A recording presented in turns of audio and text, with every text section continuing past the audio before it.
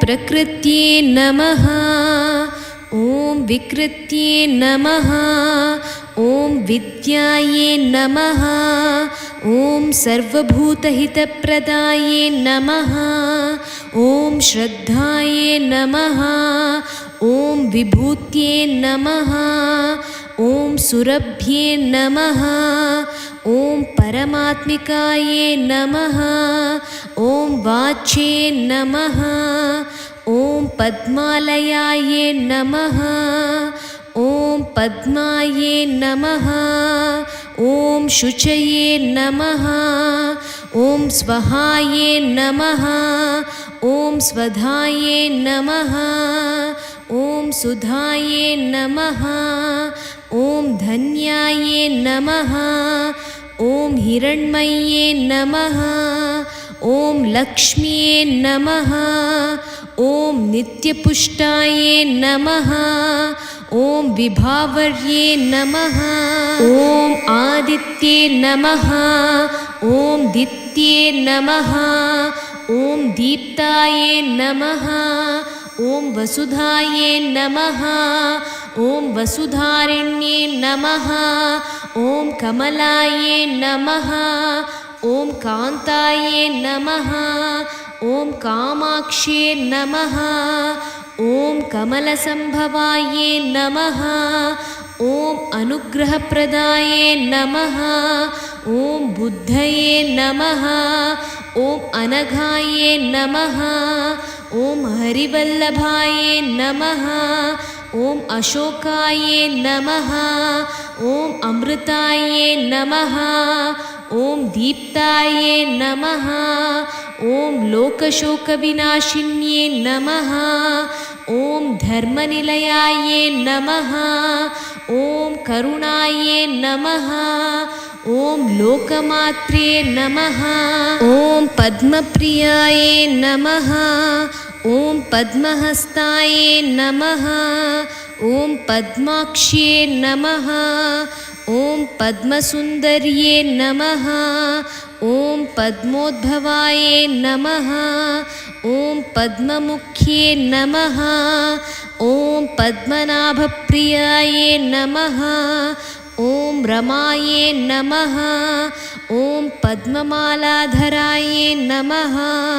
ॐ देव्ये नमः। ॐ पद्मिन्ये नमः। ॐ पद्मगन्धिन्ये नमः। ॐ पुण्यगन्धाये नमः। ॐ सुप्रसन्नाये नमः। ॐ प्रसादाभिमुख्ये नमः। ॐ प्रभाये नमः। ॐ चन्द्रवदनाये नमः। ॐ चन्द्राये नमः। ॐ चन्द्रसहोदर्ये नमः। ॐ चतुर्भुजाये नमः। ॐ चन्द्ररूपाये नमः। ॐ इन्दिराये नमः। ॐ इन्दुशीतलाये नमः। ॐ आह्लादजनन्ये नमः। ॐ पुष्ट्ये नमः। ॐ शिवाये नमः। ॐ शिवाकर्ये नमः। ॐ सत्ये नमः। ॐ विमलाये नमः। ॐ विश्वजनन्ये नमः। ॐ तुष्टये नमः। ॐ दारिद्र्यनाशिन्ये नमः। ॐ प्रीतिपुष्करिण्ये नमः। ॐ शान्ताये नमः। ॐ शुक्लमाल्याम्बराये नमः। ॐ श्रिये नमः। ॐ भास्कर्ये नमः। ॐ बिल्वनिलयाये नमः। ॐ वरारोहाये नमः। ॐ यशस्विन्ये नमः। ॐ वसुन्धराये नमः। ॐ उदाराङ्गाये नमः। ॐ हरिण्ये नमः। ॐ हेममालिन्ये नमः। ॐ धनधान्यकर्ये नमः। ॐ सिद्धये नमः। ॐ स्त्रैण्यसौम्याये नमः। ॐ शुभप्रदाये नमः। ॐ नृपवेश्मगतानन्दाये नमः। ॐ वरलक्ष्म्ये नमः। ॐ वसुप्रदाये नमः।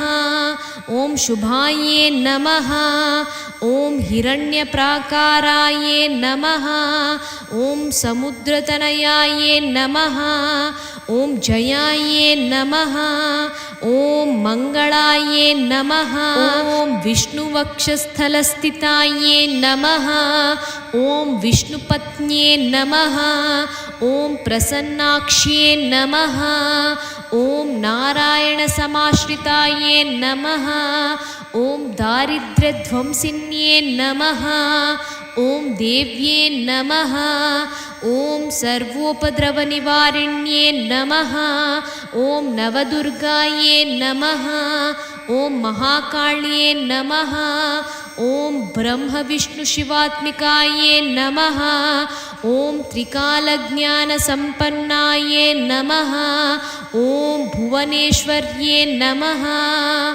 श्रीलक्ष्मी अष्टोत्तरशतनामावळि सम्पूर्णा।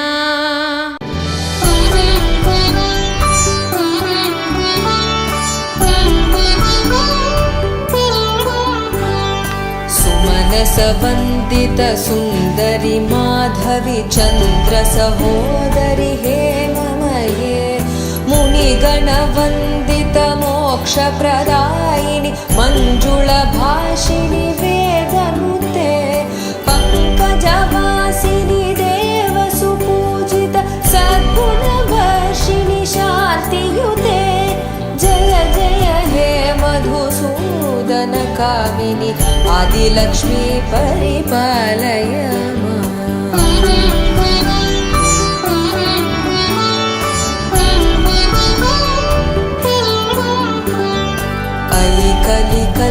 कलिकल्मषनाशिनि कामिनि वैदिकरूपिणि वेदमये क्षीरसमुद्भव मङ्गलरूपिणि मन्त्रनिवासिनि मन्त्रनुते मङ्गलदायिनि अम्बुजवासिनि देवगणाश्रितपादयुते जय जय हे मधुसूदन कामिनि धान्यलक्ष्मी परिपालय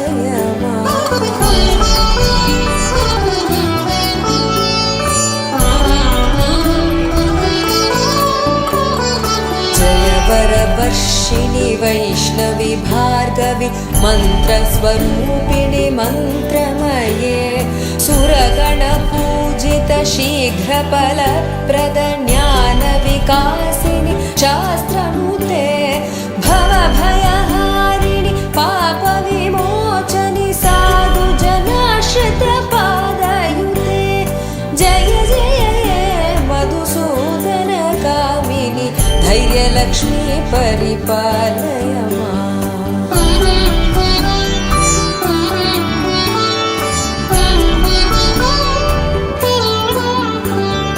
जय जय दुर्गतिनाशिनि कामिनि सर्वफलप्रद शास्त्रमये रथगजतुरगपदादि समावृत परिजनमण्डित लोकनुते हरिहर ब्रह्म सुपूजित सेवित तापनिवारिणि पादयुते जय जय हे मधुसूदन कामिनि गजलक्ष्मी परिपालय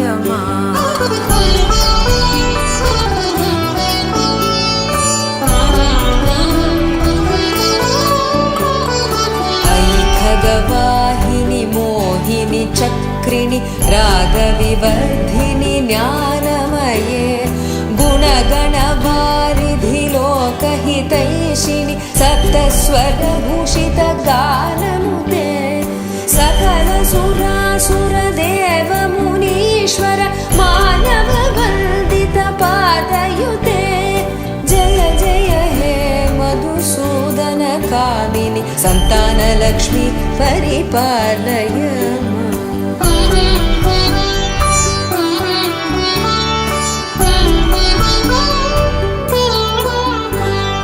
जय कमलासिनि सद्गतिदायिनि ज्ञानविकासिनि गानमये अनुदिनमर्चित कुङ्कुमधूसुर भूषितवासितवाद्यनुते कल कनकधरा स्तुति वैभववन्दित शङ्कर देशिकमान्यपदे जय जय हे मधुसूदन कामिनि विजयलक्ष्मी परिपालय माम्।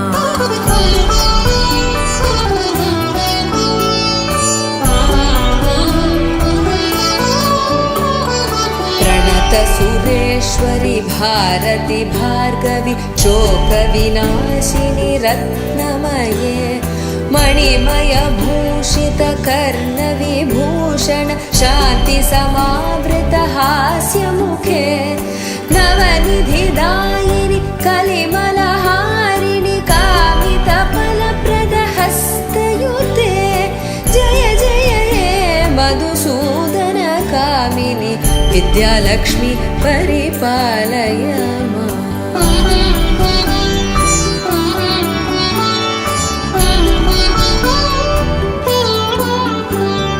धिमि धिमि दिन् धिमि दिन् धिमि दिन् धिमि दुन्दुभिनाद सुपूर्णमये घुम घुम घुं घुम गुङ्गुम घुङ्गुम शङ्खनिनाद सुवाद्यनुते वेद पुराणेतिहास सुपूजित वैदिक मार्ग प्रदर्शयुते जय जय हे मधुसूदन कामिनि धनलक्ष्मी परिपालय माम्।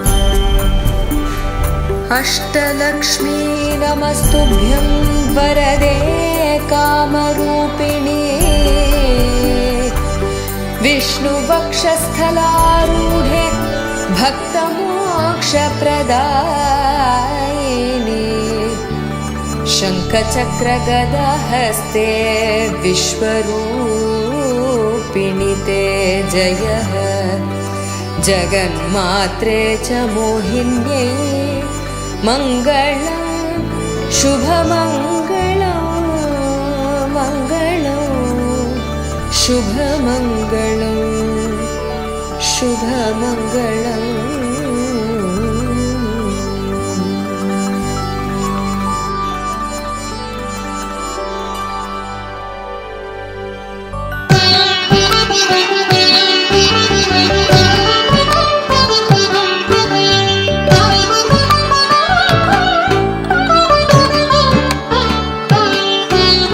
नमस्तेस्तु महामाये श्रीपीठे सुरपूजिते शङ्खचक्र गदाहस्ते महालक्ष्मी नमोस्तुते। नमस्ते गरुडारूढे कोलासुरभयङ्करी सर्वपाप हरे देवी महालक्ष्मी नमोस्तुते।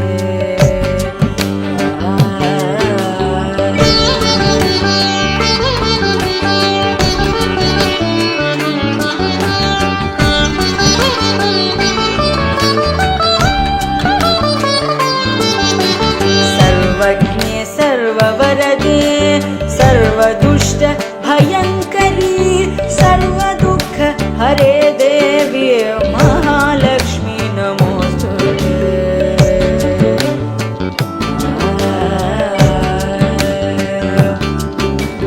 सिद्धिबुद्धिप्रदे देवी मुक्तिमुक्तिप्रदायिनी मन्त्रमूर्ते सदा देवी महालक्ष्मी नमोस्तुते।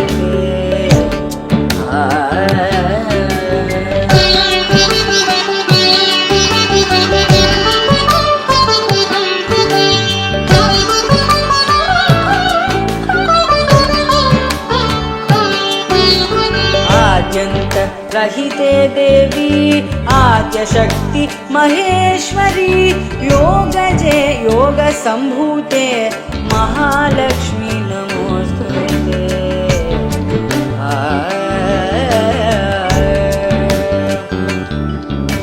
स्थूलसूक्ष्म महारौद्रे महाशक्ति महोदरे महापाप हरे देवी महालक्ष्मी नमोस्तुते।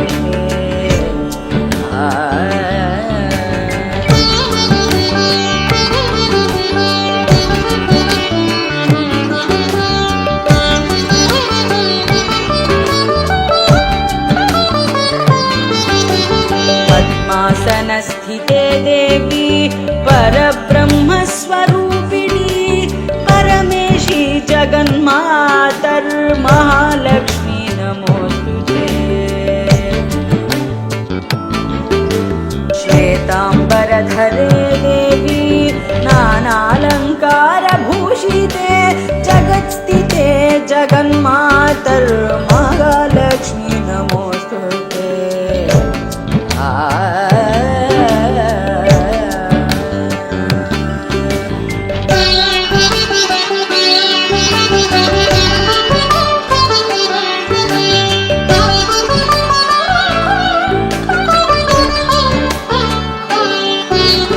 महालक्ष्म्यष्टकस्तोत्रं यः पठेत् भक्तिमान् नरः सर्वसिद्धिमवाप्नोति राज्यं प्राप्नोति सर्वदा।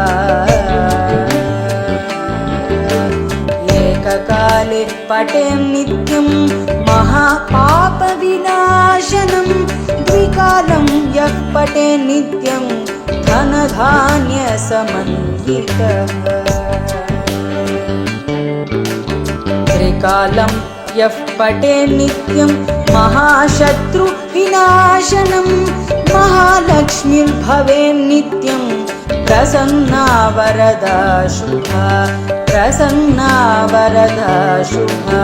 प्रसन्ना वरदा शुभा।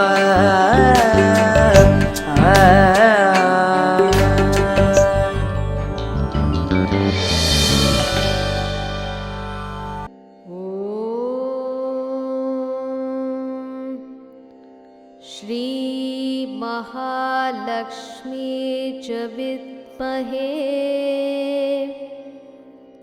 विष्णुपत्न्यै च धीमहि तन्नो लक्ष्मी प्रचोदयात्।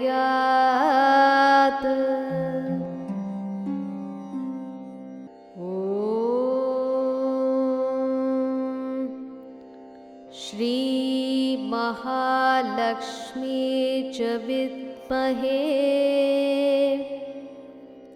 विष्णुपत्न्यै च धीमहि तन्नो लक्ष्मी प्रचोदयात्।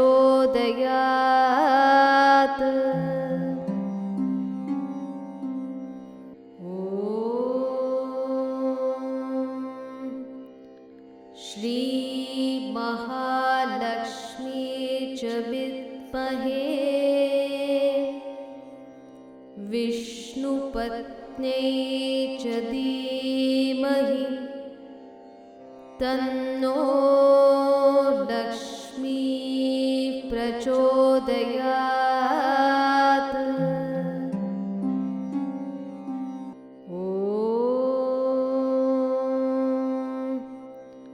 श्री महालक्ष्मी च विद्महे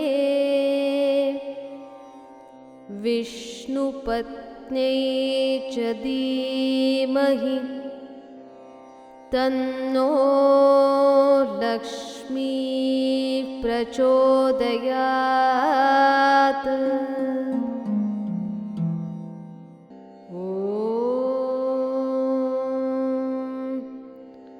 श्री महालक्ष्मी च विद्महे विष्णुपत्न्यै च धीमहि तन्नो लक्ष्मी प्रचोदयात्।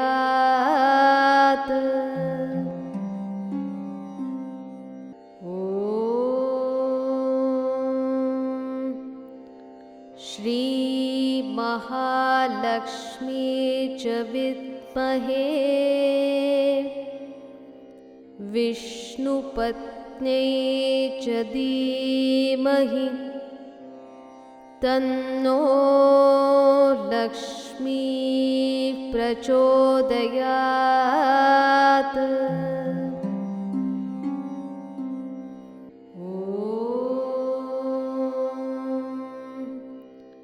श्री महालक्ष्मी च विद्महे विष्णुपत्न्यै च धीमहि तन्नो लक्ष्मी प्रचोदयात्।